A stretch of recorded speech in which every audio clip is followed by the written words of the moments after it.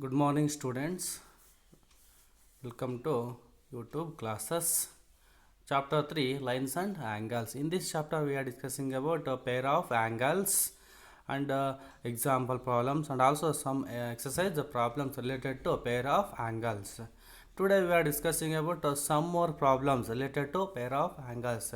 That means a linear pair of angles, vertically opposite angles, and and also adjacent angles.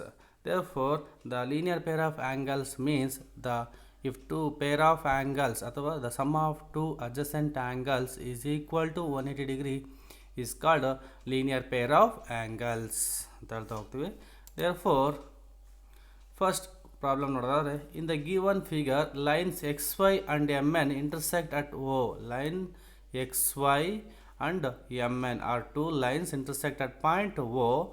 If angle POY is equal to 90 degree, angle POY is equal to 90 degree and A is to B is equal to 2 is to 3. Angle A and angle B ಈ ಎರಡು ಆ್ಯಂಗಲ್ಗಳ ರೇಷಿಯೋವನ್ನು ಕೊಟ್ಟಿದ್ದಾರೆ.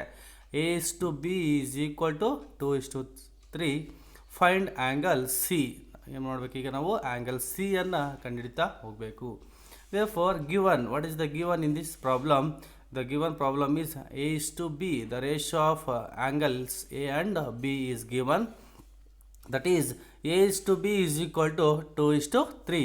Let A is equal to 2x. ಯಾವಾಗಲೇ ಅಲ್ಲಿ ನಾವು ರೇಷಿಯೋನ ಕೊಟ್ಟಾಗ ಅದನ್ನು some X ಅಂತ ತೊಗೋಬೇಕು, some number X ಅಂತ ತೊಗೋಬೇಕು. ಇಲ್ಲಿ for example the ratio of A is 2 ಇದೆ. ರೇಷಿಯೋ 2 ಇರೋದ್ರಿಂದ ಅದನ್ನ 2x ಅಂತ ಬರ್ಕೋಬೇಕು. ಅದೇ ರೀತಿ ಆ್ಯಂಗಲ್ ಬಿನ ರೇಷಿಯೋ 3 ಇರೋದ್ರಿಂದ ಅದನ್ನ B is equal to 3x ಅಂತ ಬರ್ಕೋಬೇಕು. Where X is some number. ಅಲ್ಲಿ ಏನೇ ರೇಷಿಯೋನ ಕೊಟ್ಟಿರಲಿ ಅದಕ್ಕೆ ನೀವು ಎಕ್ಸನ್ನು ಆ್ಯಡ್ ಮಾಡ್ತಾ ಹೋಗಬೇಕು. ಇಲ್ಲಿ ಫಾರ್ ಎಕ್ಸಾಂಪಲ್ 5:4 ಅಂತ ಇದ್ದಿದ್ರೆ A is equal to 5x, B X is equal to 4x ಅಂತ ತೊಗೋಬೇಕಾಗಿತ್ತು. ಇಲ್ಲಿ A is to B is equal to 2 is to 3 ಕೊಟ್ಟಿರೋದ್ರಿಂದ A is equal to 2x ಅಂತ ಬರ್ಕೋಬೇಕು, B is equal to 3x ಅಂತ ಬರ್ಕೊಳ್ತೀರಾ. Where X is some number. Then ನಾವು observe the diagram. Here xy is a line and also mn is also a line. These two lines xy and mn are intersect at point O. Observe angle POX, angle POX and angle POY. These two are adjacent angles and also these two adjacent angles are formed on the line xy. Therefore, these two angles are called a linear pair of angles because a ray OP stands on a line xy forms two angles POY and POX. Similarly, therefore angle POX plus angle POY is equal to 180 degree ಅಂತ ಬರ್ಕೊಳ್ತೀವಿ because the linear pair of angles.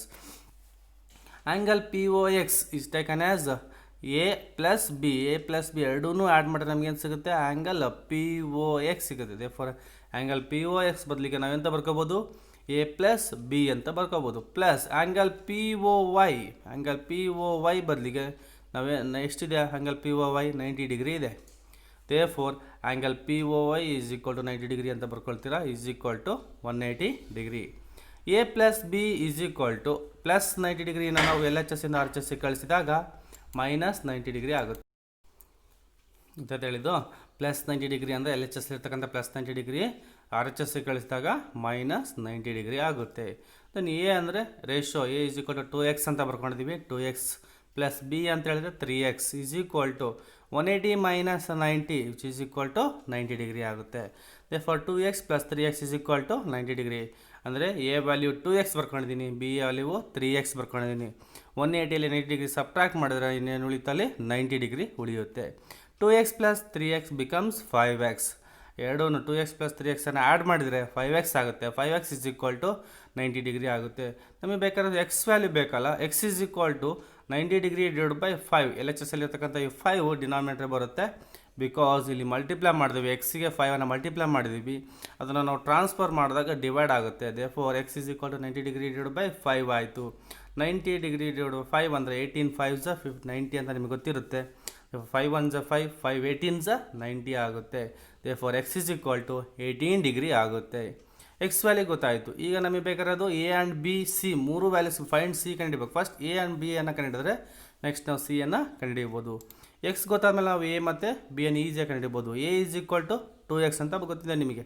A is equal to 2x which is equal 2 into X value ಎಷ್ಟಿದೆ 18 degree ಇದೆ 2 into 18 2s 36 degree therefore angle A is equal to 36 degree ಆಗುತ್ತೆ. Similarly angle B is equal to 3x. You taken angle B is equal to 3x, then x value is 18 degree, therefore 3 into 18 degree is equal to 54 degree, therefore angle B is equal to 54 degree. Angle A ಗೊತ್ತಾಯಿತು, angle B ಗೊತ್ತಾಯಿತು. Next ನಮಗೆ ಏನು ಬೇಕಾಗಿರೋದು C ಬೇಕು. Note we need to find C since M N is a line. ಇಲ್ಲಿ diagram ಕಾಣ್ತಾ ಇದೆಯಲ್ಲ, M N is a line, we can use linear pair. ಇಲ್ಲಿ ಕೂಡ ನಾವೇನು ಮಾಡ್ಬೋದು, ಲೀನಿಯರ್ ಪೇರ್ ಅನ್ನು ಯೂಸ್ ಮಾಡ್ಬೋದು. For example Mn is a line, Ox is a ray standing on a line Mn, then angle MOX and NOX are linear pair of angles because sum of these two angles equal to 180 degree. Therefore angle MOX plus angle XON is equal to 180 degree ಅಂತ ಬರ್ಕೊಳ್ತೀರಾ. Angle MOX is taken as B and angle XON is taken as C is equal to 180 degree. Angle B is equal to 54 degree. Angle B value ಗೊತ್ತಿದೆ ನಿಮಗೆ 54 degree ಬರುತ್ತೆ. 54 ಬರ್ಕೊಳ್ತೀರಾ. 54 plus C is equal to 180 degree. C is equal to plus 54 ನಾವು transfer ಮಾಡಿದಾಗ 180 degree minus 54 ಆಗುತ್ತೆ. Then C is equal to 126 degree. Therefore angle of C is equal to 126 degree. ಈ ರೀತಿ ನಾವು ಲೀನಿಯರ್ ಪೇರ್ ಆಫ್ ಆ್ಯಂಗಲ್ಸ್ಗಳನ್ನು use ಮಾಡಿಕೊಂಡು solve ಮಾಡ್ತಾ ಹೋಗಬೇಕು. ನೆಕ್ಸ್ಟ್ ಪ್ರಾಬ್ಲಮ್ ನೋಡೋದಾದರೆ, it is given that angle X Y Z is equal to 64 degree. Angle diagram observe ಮಾಡ್ತಾ ಹೋಗಬೇಕು. Angle X Y Z is equal to 64 degree and X Y is produced to point P. X Y is produced to point P.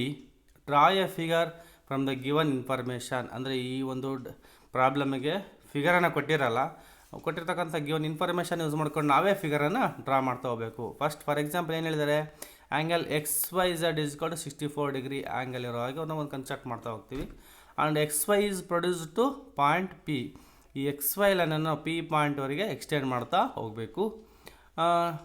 If ray Y Q bisect angle Z Y P, therefore angle ray YQ is the angle bisector of ZYP. ನೀವು already ನಿಮಗೆ angle bisector ಅಂತ ಹೇಳಿದ್ದೀನಿ. The line which intersect ಅಥವಾ which bisect two angles into two equal angles. For example ಇದೇನಾದರೂ 100 degree ಇತ್ತು ಅಂದರೆ, ಯಾವುದು ZYP 100 degree ಇತ್ತು ಅಂತ ಹೇಳಿದ್ರೆ 50 ಡಿಗ್ರಿ 50 ಡಿಗ್ರಿ ಅಂತ ಎರಡು ಈಕ್ವಲ್ ಆ್ಯಂಗಲ್ ಆಗಿ ಡಿವೈಡ್ ಮಾಡ್ತಕ್ಕಂಥ ರೇ ಅಥವಾ ಲೈನಿಗೆ ನಾವೆಂತ ಕರ್ತೀವಿ, ಆ್ಯಂಗಲ್ ಬೈಸೆಕ್ಟರ್ ಅಂತ ಕರಿತೀವಿ. ಅದೇ ಥರ ಇಲ್ಲಿ ವೈ ಕ್ಯೂ ಅನ್ನೋದು ZYPಗೆ angle bisector. ZYP angle Y Q draw ಮಾಡಿದಾಗ ZYQ ಎಷ್ಟಿರುತ್ತೋ PYQನೂ ಕೂಡ ಅಷ್ಟೇ ಇರುತ್ತೆ. ಎರಡೂ ಆ್ಯಂಗಲ್ಸ್ಗಳು ಏನಾಗಿರ್ತವೆ, ಸೇಮ್ ಆಗಿರ್ತವೆ. ಆ್ಯಂಡ್ ಫೈಂಡ್ XYQ ಆ್ಯಂಗಲನ್ನು ಕಂಡುಹಿಡಿಬೇಕು. ಆ್ಯಂಡ್ ರಿಫ್ಲೆಕ್ಸ್ ಆ್ಯಂಗಲ್ QYP ಆ್ಯಂಗಲ್ನ ರಿಫ್ಲೆಕ್ಸ್ ಆ್ಯಂಗಲನ್ನು ಕಂಡುಹಿಡಿತಾ ಹೋಗಬೇಕು. ನೋಡಿ, ಫಸ್ಟ್ ಅಬ್ಸರ್ವ್ ಮಾಡ್ತಾ ಹೋಗ್ಬೇಕು, ಪ್ರಾಬ್ಲಮ್ ಕ್ಲೀನ್ ಅಬ್ಸರ್ವ್ ಮಾಡಬೇಕು. ಹಾಗಾಗಿ ಗಿವನ್ ಏನೇ ಕೊಟ್ಟಿದ್ದಾರೆ ಅಂತ ನೋಡಬೇಕು. ಅದಾದಮೇಲೆ ಯಾವ ಒಂದು ನಾವು ಸ್ಟೆಪ್ಪನ್ನು ಫಾಲೋ ಮಾಡಬೇಕು. ಇಲ್ಲಿ ನಾವು ಬೇಸಿಕಲಿ ನಾವು ಇಲ್ಲಿ ಪೇರ್ ಆಫ್ ಆ್ಯಂಗಲ್ಸ್ಗಳ ಮೇಲೆ ಪ್ರಾಬ್ಲಮ್ ಮಾಡ್ತಾ ಇರೋದು. ಅದರಲ್ಲಿ ಮೇಯ್ನಾಗಿ ಲೀನಿಯರ್ ಪೇರ್ ಬರ್ತಕ್ಕಂಥದ್ದು, ಇಲ್ಲ ವರ್ಟಿಕಲಿ ಆಪೋಸಿಟ್ ಆ್ಯಂಗಲ್ ಬರ್ತಕ್ಕಂಥದ್ದು. ಇಲ್ಲಿ ಲೀನಿಯರ್ ಪೇರನ್ನು ಅಬ್ಸರ್ವ್ ಮಾಡ್ತಾ ಹೋಗಬೇಕು. ಈಗ XYP ಅನ್ನೋದೇನಾಗುತ್ತೆ, ಒಂದು ಲೈನ್ ಆಗುತ್ತೆ. XYP is called as the line. Then XYZ, angle XYZ plus angle ZYP are linear pair of angles. Therefore, the sum of these two angles equal to 180 degree. Therefore, angle XYZ plus angle ZYP is equal to 180 degree because XYP is a line and YZ is a ray standing on a line XYP. Then the two adjacent angles equal to 180 degree. Then angle ZYP is equal to 180 degree minus angle XYZ ಅಂತ ಬರ್ಕೋಬೋದು. ಅರ್ಥ ಆಯ್ತು ಹೇಳಿದ್ದು. ಇಲ್ಲಿ angle XYZ LHS ಅಲ್ಲಿ ಇರೋದನ್ನು ನಾವು ಏನು ಮಾಡಿದ್ದೀವಿ, RHSಗೆ ಕಳಿಸಿದಾಗ ಮೈನಸ್ ಆ್ಯಂಗಲ್ XYZ ಆಗುತ್ತೆ.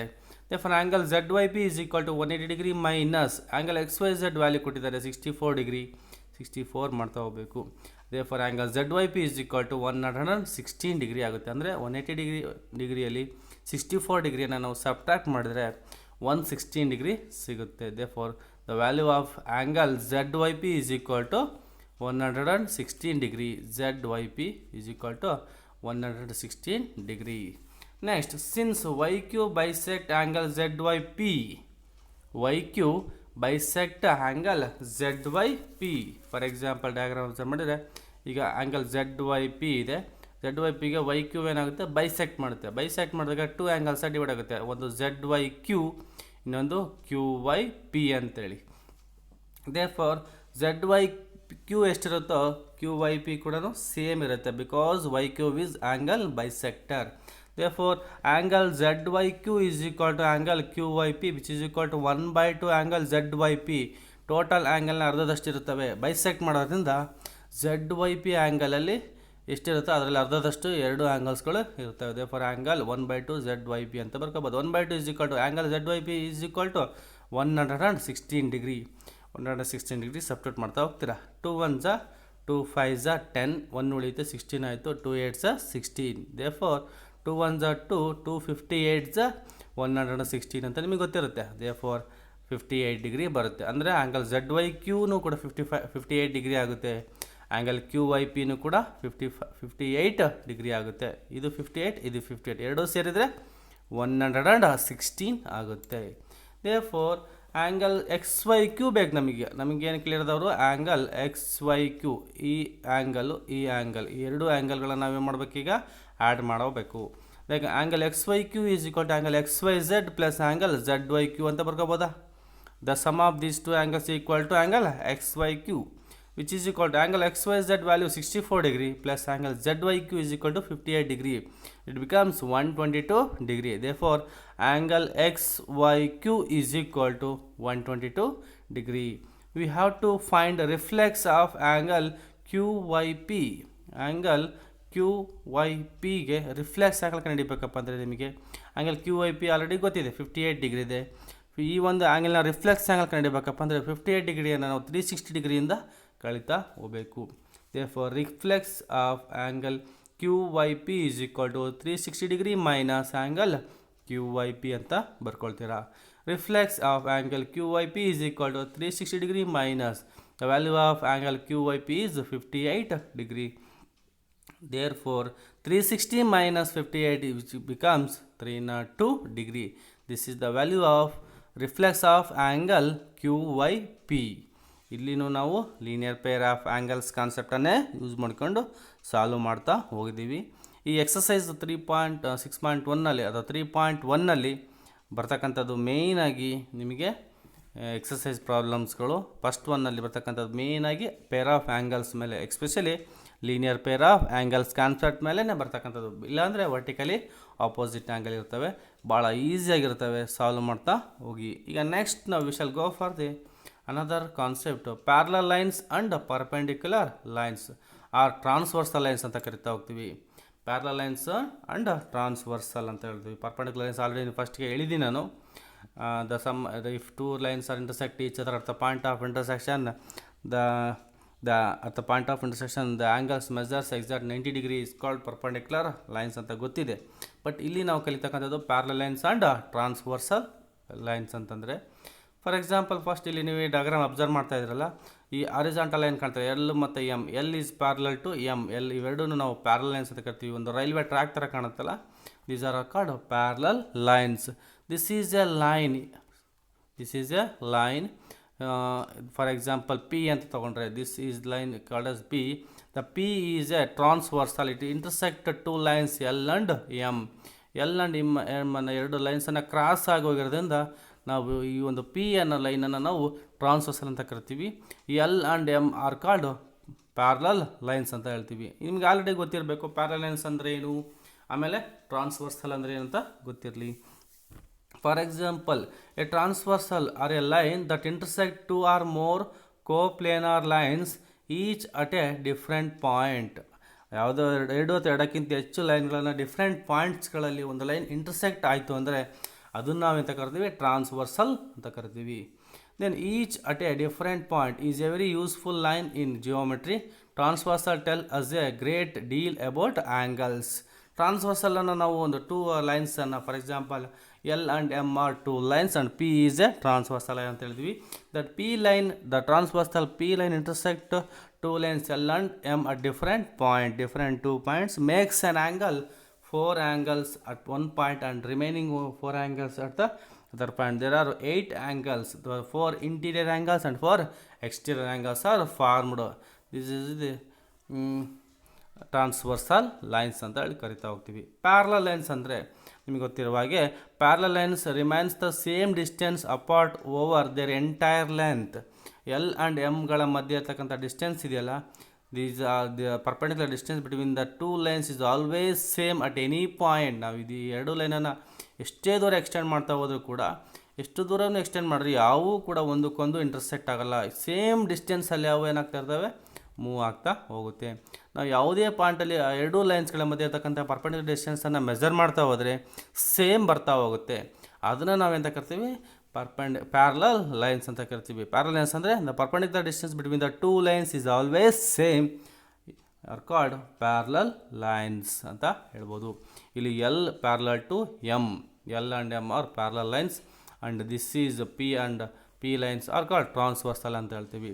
This P transversal line intersect L at point O ಅಂತ ತಗೊಂಡ್ರೆ angle 1, angle 4, angle 8, angle 3 are the angle formed at that point, and angle 2, angle 7, angle 5 and 6 are formed at the line L. There are 8 angles are formed.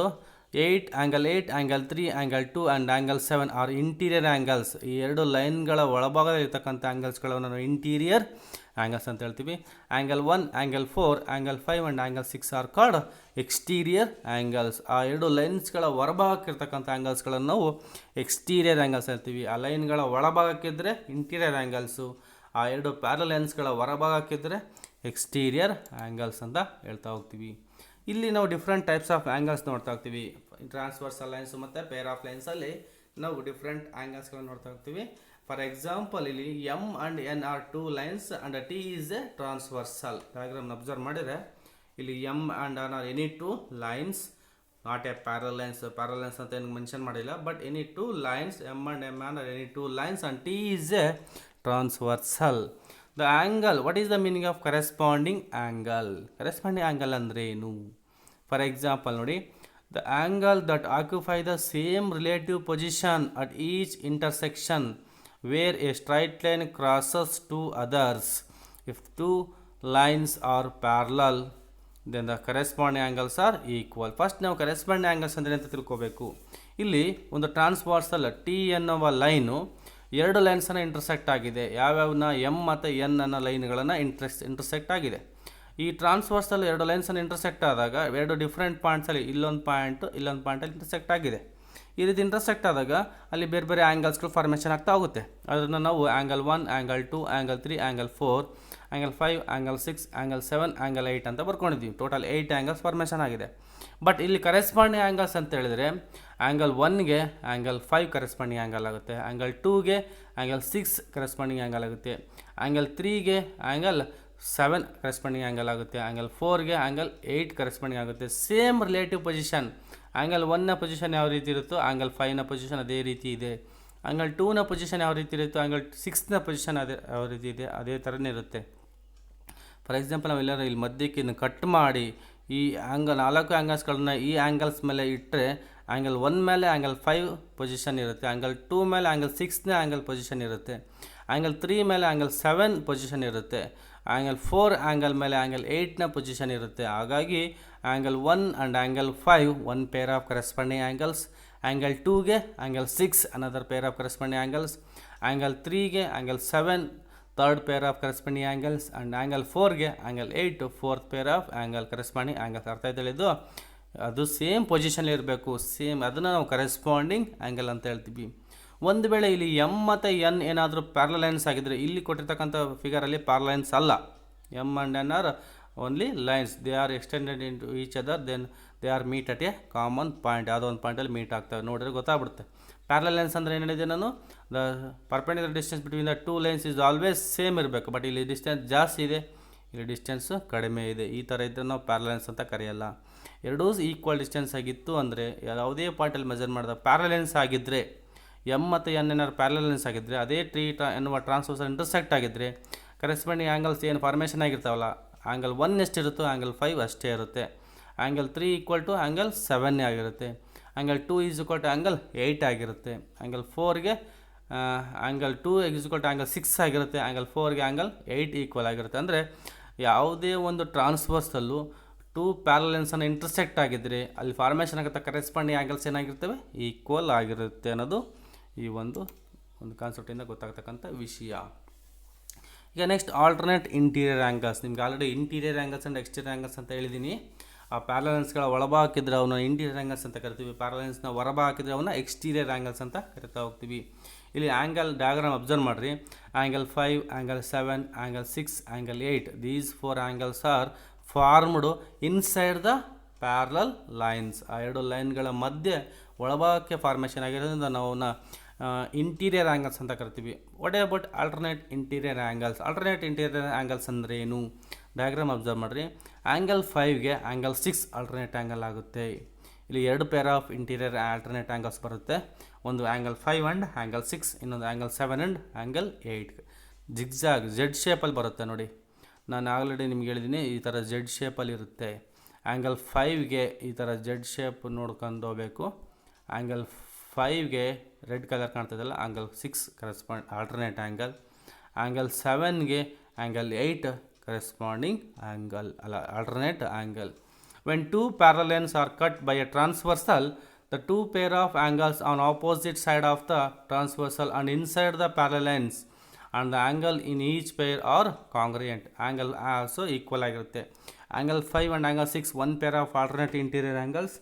They are angle 5 is equal to angle 6 because these two are parallel lines ಆಗಿದ್ದರೆ. ಅದೇ ಥರ angle 7ಗೆ angle 8 alternate angles ಆಗುತ್ತೆ. ಅವೆರಡು ಕೂಡ equal ಆಗ್ತವೆ ಯಾವಾಗ? ಈ ಎರಡು ಲೈನ್ಸು ಪ್ಯಾರಲಲ್ ಲೈನ್ಸ್ ಆಗಿದ್ದಾಗ ಮಾತ್ರ ಅವೆರಡು ಈಕ್ವಲ್ ಆಗ್ತವೆ. ದೇರ್ಫೋರ್ ಆಲ್ಟರ್ನೇಟ್ ಆ್ಯಂಗಲ್ಸ್ ಅಂತ ಗೊತ್ತಿರಬೇಕು. ಝೆಡ್ ಶೇಪಲ್ಲಿ ಫಾರ್ಮೇಷನ್ ಆಗಿರುತ್ತೆ. ಆ್ಯಂಗಲ್ 5ಗೆ ಆ್ಯಂಗಲ್ 6 ಆಲ್ಟರ್ನೇಟ್ ಆ್ಯಂಗಲ್, ಆ್ಯಂಗಲ್ 7ಗೆ ಆ್ಯಂಗಲ್ 8 ಆಲ್ಟರ್ನೇಟ್ ಆ್ಯಂಗಲ್ಸು. ಇವೆರಡು ಯಾವಾಗ ಈಕ್ವಲ್ ಆಗ್ತವೆ? ಆ್ಯಂಗಲ್ 5 ಈಕ್ವಲ್ ಟು ಆ್ಯಂಗಲ್ 6 ಯಾವಾಗ? Then these two are parallel lines and a transversal intersect 2 parallel lines. ಒಂದು ಟ್ರಾನ್ಸ್ವರ್ಸಲ್ ಎರಡು ಪ್ಯಾರಲಲ್ ಇಂಟರ್ಸೆಕ್ಟ್ ಆದಾಗ ಅಲ್ಲಿ ಉಂಟಾಗ್ತಕ್ಕಂಥ ಆಲ್ಟರ್ನೇಟ್ ಆ್ಯಂಗಲ್ಸ್ ಏನಾಗಿರ್ತವೆ? ಈಕ್ವಲ್ ಆಗಿರುತ್ತವೆ. ನೆಕ್ಸ್ಟ್ ನೋಡೋದಾದ್ರೆ ಆಲ್ಟರ್ನೇಟ್ ಎಕ್ಸ್ಟೀರಿಯರ್ ಆ್ಯಂಗಲ್ ಅಂತ ಹೇಳ್ತಾ ಹೋಗ್ತೀವಿ. ಆಲ್ಟರ್ನೇಟ್ ಎಕ್ಸ್ಟೀರಿಯರ್ ಆ್ಯಂಗಲ್ ಈಗ ಆ ಒಂದು ಲೆನ್ಸ್ಗಳ ಹೊರಭಾಗಕ್ಕೆ ಫಾರ್ಮೇಷನ್ ಆಗಿರ್ತಕ್ಕಂಥ ಆ್ಯಂಗಲ್ಸ್ಗಳನ್ನ ನಾವು ಎಕ್ಸ್ಟೀರಿಯರ್ ಆ್ಯಂಗಲ್ಸ್ ಅಂತ ಕರಿತೀವಿ. When 2 parallel lines are cut by a transversal, then the 2 pair of opposite angles on opposite side of the transversal and outside the parallel lines. ಅರ್ಥ ಮಾಡ್ಕೋಬೇಕು. outside the parallel lines and the angles in each pair are congruent. ಗೊತ್ತಿರಲಿ, ಇಲ್ಲಿ ನಾವು ಆಗಲೇ interior angles ನೋಡಿದ್ವಿ, ಅಂದರೆ ಪ್ಯಾರಲೆನ್ಸ್ನ ಒಳಭಾಗಕ್ಕೆ ನೋಡಿದ್ವಿ.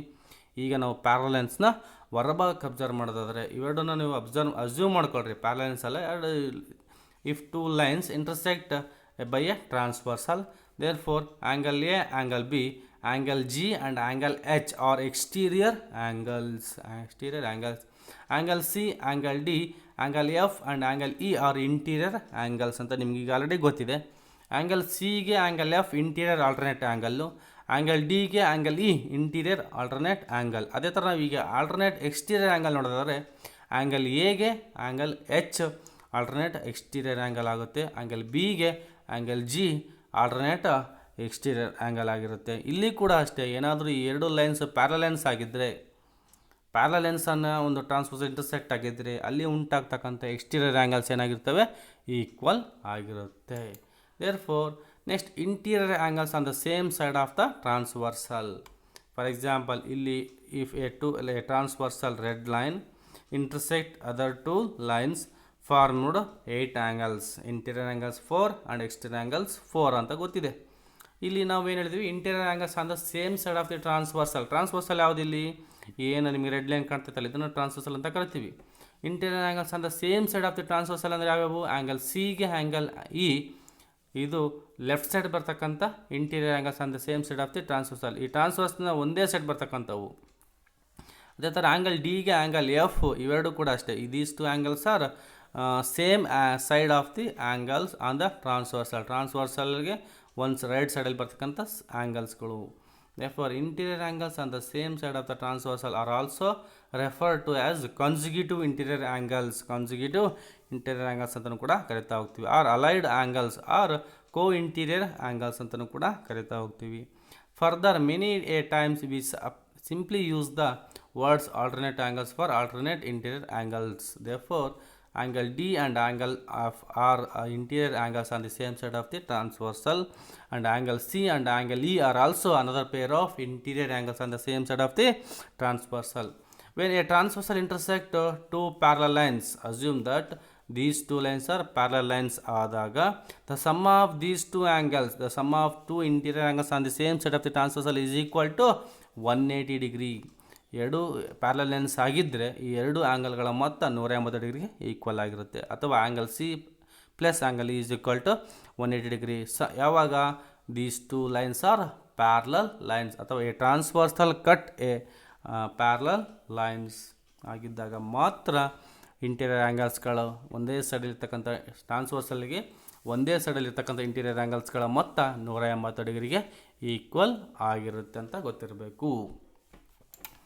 ಇದಿಷ್ಟು ಆದಮೇಲೆ ಆಕ್ಸಿಮ್ 3.3 ಏನು ಹೇಳುತ್ತೆ? If a transversal intersect two parallel lines then each pair of corresponding angles is equal. ಗೊತ್ತಿತ್ತಲ್ಲ, ಹೇಳಿದ್ದೀನಿ ನಾನು. ಒಂದು ಟ್ರಾನ್ಸ್ವರ್ಸಲ್ಲು ಟು ಪ್ಯಾರಲಲ್ ಲೈನ್ಸನ್ನು ಇಂಟರ್ಸೆಕ್ಟ್ ಆಗಿದ್ದರೆ ಅಲ್ಲಿ ಫಾರ್ಮೇಷನ್ ಆಗ್ತಕ್ಕಂಥ ಪ್ರತಿಯೊಂದು ಪೇರ್ ಆಫ್ ಕರೆಸ್ಪಾಂಡಿಂಗ್ ಆ್ಯಂಗಲ್ಸ್, ಪ್ರತಿಯೊಂದು ಪೇರ್ ಆಫ್ ಸಮರೂಪ ಕೋನಗಳು ಏನಾಗಿರ್ತವೆ? ಸಮ ಆಗಿರ್ತವೆ, ಈಕ್ವಲ್ ಆಗಿರುತ್ತೆ ಅನ್ನೋದು ಗೊತ್ತಿರಬೇಕು. ಅದೇ ಥರ ಆಕ್ಸಿಮ್ 3.4 ಏನಾಗುತ್ತೆ? If a transversal intersect two lines such that a pair of corresponding angles is equal. ಒಂದು ಟ್ರಾನ್ಸ್ವರ್ಸಲ್ಲು ಟೂ ಲೈನ್ಸನ್ನು ಯಾವ ಪ್ಯಾರಲಲ್ ಅಂತ ಗೊತ್ತಿಲ್ಲ, ಏನು ಒಂದು ಇಂಟರ್ಸೆಕ್ಟ್ ಅಂತ ಗೊತ್ತಿಲ್ಲ, ಬಟ್ ಯಾವ ಎರಡು ಲೈನ್ಸ್ಗಳು ಇಂಟರ್ಸೆಕ್ಟ್ ಆಗಿದೆ. ಒಂದು transversal intersect two lines such that a pair of corresponding angles are equal. ಅಲ್ಲೇನಾದರೂ ಕರೆಸ್ಪಾಂಡಿಂಗ್ ಆ್ಯಂಗಲ್ಸ್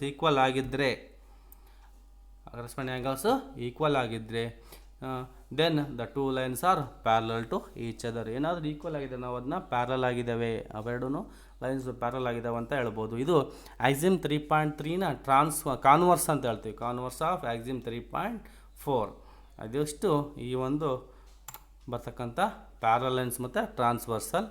ಇದರಲ್ಲಿ ಮೇಯ್ನಾಗಿ ಬರ್ತಕ್ಕಂಥದ್ದು corresponding angles, interior alternate angles, ಇದೇ ಥರ alternate exterior angles and angles on the same side of the transversal. And parallel lines ಅಂದರೆ ಏನು, transversal ಅಂದರೆ ಏನು ಅಂತ ಗೊತ್ತಿರಬೇಕು. ಈ ಒಂದು ಪ್ಯಾರಲಲ್ ಲೈನ್ಸ್ ಮತ್ತು ಟ್ರಾನ್ಸ್ವರ್ಸಲ್ಗಳ ಮೇಲೆ ಪ್ರಾಬ್ಲಮ್ಸ್ಗಳು ಬರ್ತಾ ಹೋಗ್ತವೆ. ಅವು ಸೆಕೆಂಡ್ ಎಕ್ಸಸೈಸ್ ಅಂತ ಹೇಳ್ತೀವಿ. ಎಕ್ಸಸೈಸ್ 3.2 ನೆಕ್ಸ್ಟ್ ಕ್ಲಾಸಲ್ಲಿ ನಾವು ಡಿಸ್ಕಸ್ ಮಾಡ್ತಾ ಹೋಗೋಣ. ಈಗ ನೀವು ಅಂಡರ್ಸ್ಟ್ಯಾಂಡ್ ಮಾಡ್ಕೋಬೇಕಾಗಿರೋದು ಮೇಯ್ನಾಗಿ ಪ್ಯಾರಲಲ್ ಲೈನ್ಸ್ ಅಂದರೆ ಏನು, ಕರೆಸ್ಪಾಂಡಿಂಗ್ ಆ್ಯಂಗಲ್ಸ್ ಅಂದರೆ ಏನು, ಆಲ್ಟರ್ನೇಟ್ ಆ್ಯಂಗಲ್ಸ್ ಅಂದರೆ ಏನು, ಅದೇ ರೀತಿ ಇಂಟೀರಿಯರ್ ಆಲ್ಟರ್ನೇಟ್ ಆ್ಯಂಗಲ್ಸ್ ಯಾವುವು, ಎಕ್ಸ್ಟೀರಿಯರ್ ಆಲ್ಟರ್ನೇಟ್ ಆ್ಯಂಗಲ್ಸ್ ಯಾವುವು, angles on the same side of the transversal ಯಾವ್ಯಾವು ಅನ್ನೋದನ್ನು ಕ್ಲೀನಾಗಿ ಕಲಿತಾ ಹೋಗ್ರಿ. ನೆಕ್ಸ್ಟ್ ನಾನು ಇದ್ರ ಮೇಲೆ ಪ್ರಾಬ್ಲಮ್ಸ್ಗಳನ್ನು ಸಾಲ್ವ್ ಮಾಡ್ತಾ ಹೋಗ್ತೀನಿ ಅಂತ ಹೇಳ್ತಾ ಇವತ್ತಿನ ಒಂದು ವೀಡಿಯೋವನ್ನು ಕಂಪ್ಲೀಟ್ ಮಾಡ್ತಾ ಇದ್ದೀನಿ. Thank you students.